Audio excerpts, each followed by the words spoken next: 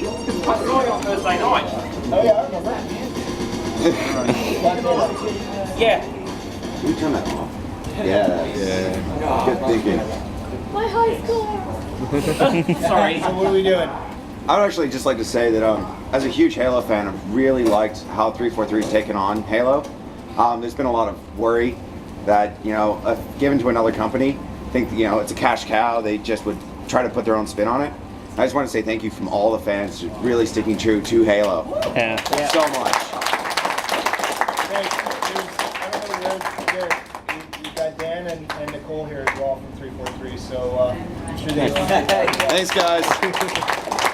The first game I played here, just absolutely amazing. Yeah. Oh, thank you.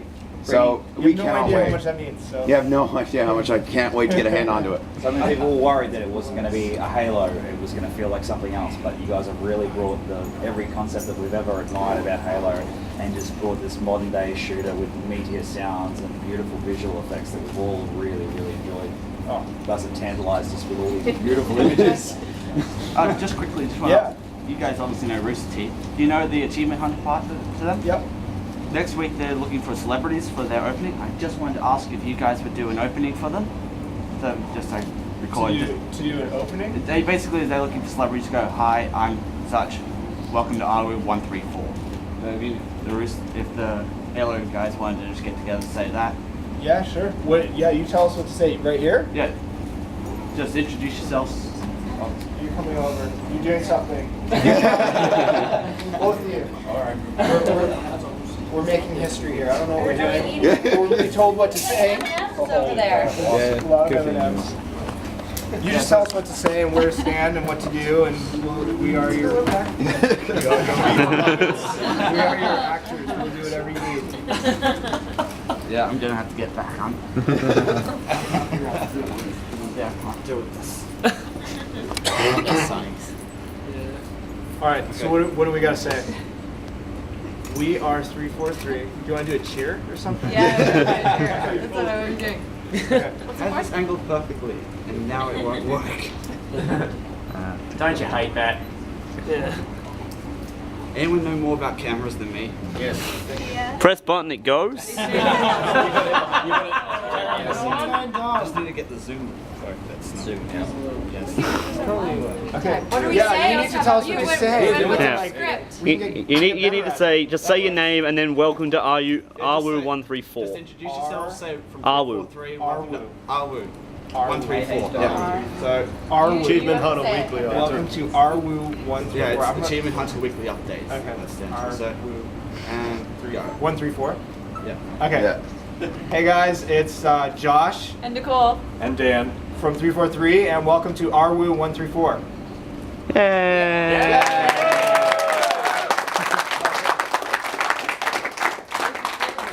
Can we get some more introductions to the 343 stuff? Yeah. All right. Yeah. Guard them in your stomach. We'd love to hear what else you guys do from 343. Like, Dan and Colt, do you want to let them know what you do? Yeah. What do you guys do? I am Dan Sarkar. I'm the director of special weapons and vehicles, so if it's got a UNSC logo on it, I did it. Hey, fantastic. Thank you for keeping the DMR. Yay! You had a hand in producing it. That's right. If it moves, she can kill it. Fantastic. No, we love the weapons variety that has been put in there. You know, some of the favourites, some of the new ones, they've all appealed to everyone's tastes. I don't think I've heard very much complaints towards that.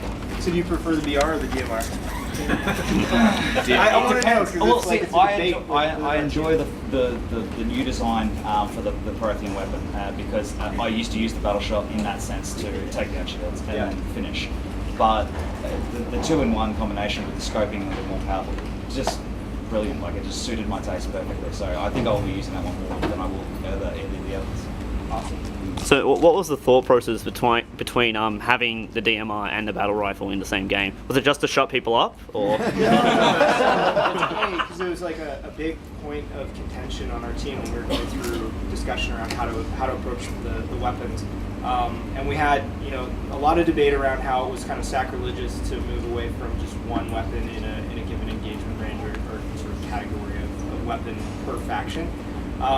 And ultimately, I fought really hard to have both. And the reason is, I love the DMR, so I love using that weapon. But whenever I play DMRs in Reach, when you do DMR starts, it just gets really repetitive and exhausting to hear the same weapon going off over and over, and all the engagements turn into the same thing. And so it was really like, can we have the variety of multiple weapons and have them balance against one another within that engagement range and make that work? And we did, and I think it's better for it. Like it just gives the experience this constant freshness and variety. So that was kind of the thought process that went into it. But we had some healthy debates about that. Were you concerned that your fans weren't gonna accept a Halo game from another studio? Because it was Bungie's brainchild. Yeah, absolutely. I mean, as we're like a brand new studio. We got a lot to take on, and Bungie's done an amazing job of creating the universe and shepherding it. And all of us were inspired by the work that they did. That's why we came and wanted to work on Halo in the first place. So yeah, it was a lot to take on, but I think we kind of knew that coming in, and we could never be afraid to make the game that we wanted to make and make it our game. Otherwise, we would fail. So, it took a little bit of getting used to, and getting used to one another, and learning to work together as a team. But we got there. Still getting used to that, actually. Yeah. I'll share like a personal anecdote. 11 years ago, I was working at Digital Extreme /Epic, and when the first Halo came out, I started playing that on my desk, and I thought, oh man, that Warthog is cool. So the first thing I did is I made a Warthog out of Lego and put it on my desk. And I thought, one day I'd love to get my hands on that. That would be fun. And literally fast forward 11 years in the future, now I'm working on that. And that was one of the first things I got to work on for Halo 4 was the Warthog. But the cool thing was that we got, I got to put my own artistic spin on it, but we did not want to deviate from the original silhouette to make it iconic. So we want to respect what Bungie did because they definitely set a canon. But we got to put our own artistic flair to it. It was a lot of fun. Yeah, it's interesting because Dan and I were actually talking about that exact story, I think yesterday or the day before, because you go back 11 years of my career as a designer, and I was working at EA at the time, and I was crunching on a game, and I got Halo 1 and started playing it, and I was going to play it for like an hour and then get some sleep, and I ended up staying up the entire night playing it to completion. And then the next morning, as soon as I finished it, I went back and started playing it again because I was so amazed by it. But at the time, I remember thinking, like, one day, if only I could make games like this, this would be the ultimate in my career if I could ever make a game like this. And I didn't know that literally I would be able to make not just a game like that, but work on Halo. So it's kind of, you go across our studio and you've got stories like that of people who have been inspired and bring so much passion to the universe. And I think that's hopefully shows in the game.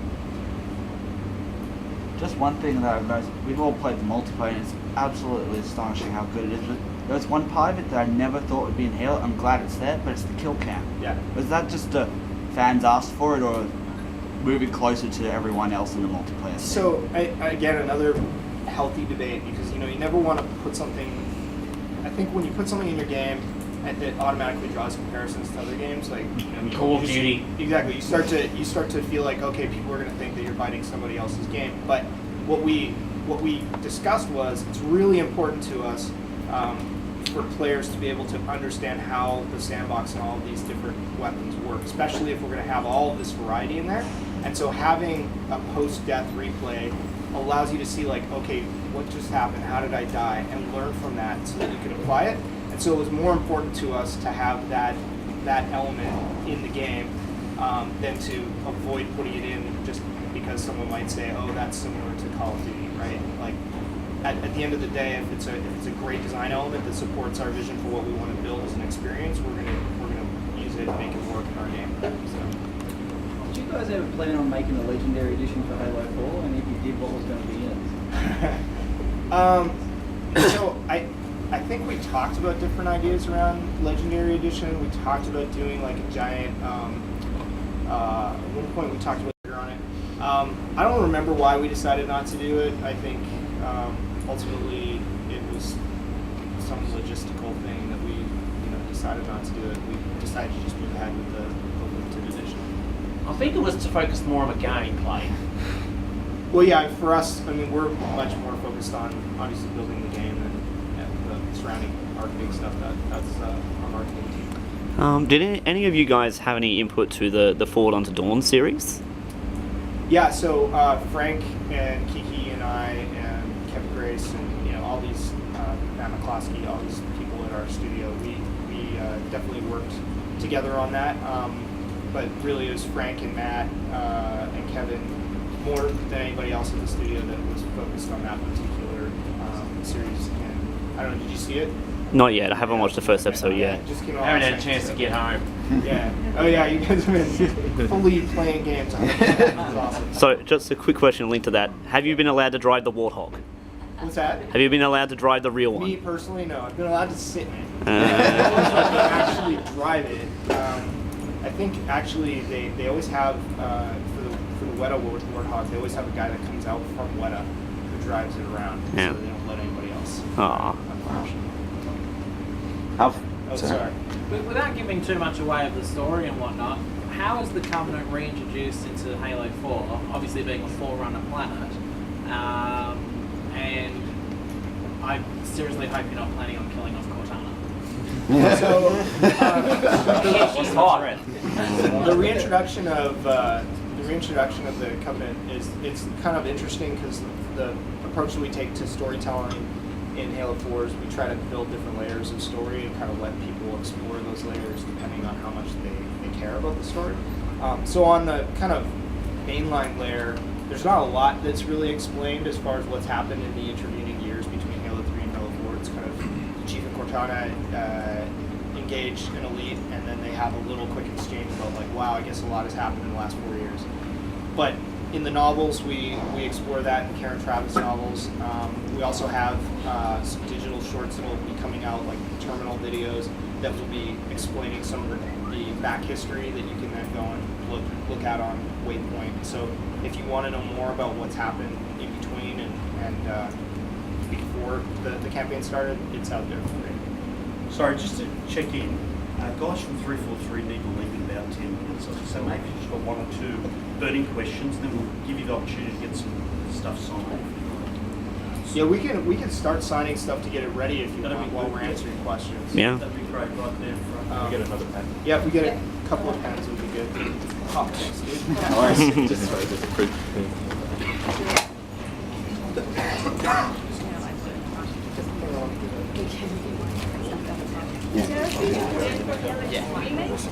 Well, if they're just doing posters, No plans then I'll for a just grab Halo those 2 the pre-signed posters. although it's something, we talk about from time to time as a team. I think the Halo anniversary was pretty special for all of us because it was that the 10-year anniversary is the game that started it all and something that the fans had asked for a long time. So it made a lot of sense for us.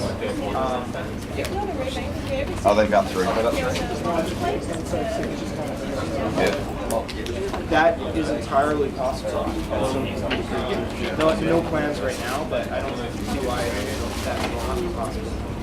It could coincide with an anniversary of Xbox Live itself. How fun was it designing the Forerunners? It was a lot of fun, and it was a lot of hard work. Yeah. And a lot of debate and struggle and rework, and I mean we laughed because like our team probably threw away like 9 versions of the night before we got to the one that shipped in the game. But ultimately we're pretty happy with the way they turned out. Just seeing on the weapons, I like how they look like the Covenant ones, but of course they've been backwards engineered. Yeah. And just having that little detail in there was great. Thank you. Have you guys got much to give us on how varied the missions are going to be for the Spartan Ops? Yeah, so they're pretty varied. There's a bunch of new environments that you won't have seen in campaign or in war games. There are some environments that are kind of adapted from the campaign but changed. Some environments that are adapted from war games but changed. And then a lot of mission variety, just in terms of like the way that you approach missions in each environment, and then everything from infantry combat to vehicle combat. So yeah, the teams put a lot of effort into trying to drive great variety. And then the CG series, I just saw the first episode of that complete in the last, I guess, week, and it looks stunning. So hopefully you guys enjoy that as well. Someone back here. With your relationship with Rooster Teeth, would you ever consider making a red versus blue game? It's about what multiplayer is. Just about. Probably not a dedicated red versus blue game, but we definitely look at ways that we can incorporate Rooster Teeth into the game, and there are some Easter eggs in Halo 4. Yeah. Nice. Yeah. I've seen some of the new enemies in Halo 4, but will there be any new vehicles? Yeah, absolutely. So, probably the biggest new addition to the game from a vehicle standpoint is the Mantis. I don't know if you guys have seen it. Yeah. It's the Walker. Yeah, so it's a mech. It's Can't say I have. You haven't seen it yet? It's huge, and it's awesome, and And it can teabag people. Is it very overpowered though? No. People were worried about that. I know there's a lot of people that are worried that it's OP. No, it's not. It's actually significantly less powerful than a Scorpion. It's pretty easy to deal with, if you work together as a couple of people, and especially with the plasma pistol in default loadouts. It's pretty, because it's so big, and everybody looks at it and they're like, oh, it towers on the battlefield, it must be totally OP. That actually makes it really hard to get it into a spot where it can't be hit. It stands out like a sword. Yeah, it totally does. So you can always find an angle to be pegging it from. So there's nowhere for the Mantis to hide. It's also very easy to break if you're a bad driver. It's pretty, it's pretty fragile at times, for sure. Just quickly, in regards to Spartan Ops, is that set after their campaign in terms of storyline? Yeah, so the Spartan Ops storyline picks up like 6 months after the campaigns. Okay, so don't play it first. No, I would recommend that you play the campaign, then move over into Spartan Ops. Right. Definitely. Yeah. I mean, really, from like a story standpoint, you should watch Forward Unto Dawn, then watch the prologue terminal that we're going to release before the game comes out, then play the campaign, and hopefully watch the terminals as well, and then play Spartan Ops. And then do it all again. And then do it all again. With the elites departing the Covenant during the events of Halo 3, will the elites themselves be making an appearance in the new Halo trilogy? Oh yeah, absolutely. Yeah, they're in the game for sure. Yeah. Do you know Conan's doing a close gamer review of it anytime soon? I don't know. He was. We all remember the video when he did that. That was real. He is in the game, isn't it? For Conan? Yeah. Yeah, he's in the game as his voice, and Andy's voice are in the game as Easter eggs. You kind of have to hunt around to find them. They play a couple of board Marines, so you should hunt around and you find them. It might take a little time to get them to talk. So don't start talking right away, and that's all I'll say. So you got a guy over there who's been waiting. Josh. Yeah. You got someone over there who's been waiting to ask you a question. Oh, I'm sorry. Hey. That's okay. I'm just curious, as far as when you were considering making the game.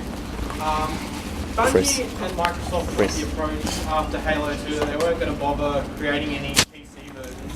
Was it considered when you created Halo 4 whether you were even going to bother thinking about it or not? I'm just curious. Yeah, so I mean, right on here.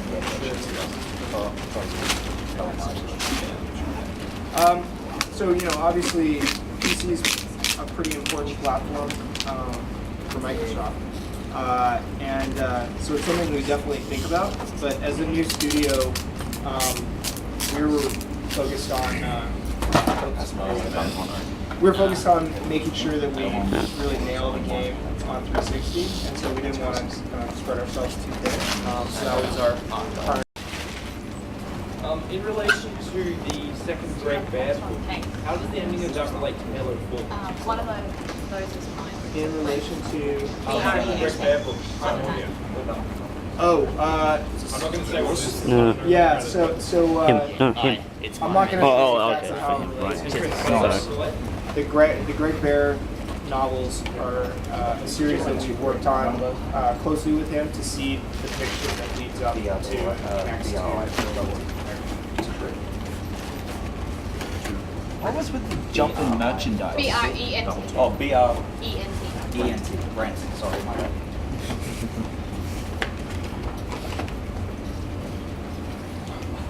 Okay, we've got about 5 minutes, so if anyone else wants to take up anything. I will leave all those posters behind. You guys can just take one each. Do you have a question? No, you're scratching your head. That's good. Oh. Holy. Oh, cricket, stop it on. What I need to do. It's just just make a portal. Portal gun. The what? The deluxe helmet. This isn't the deluxe helmet. That's from the Halo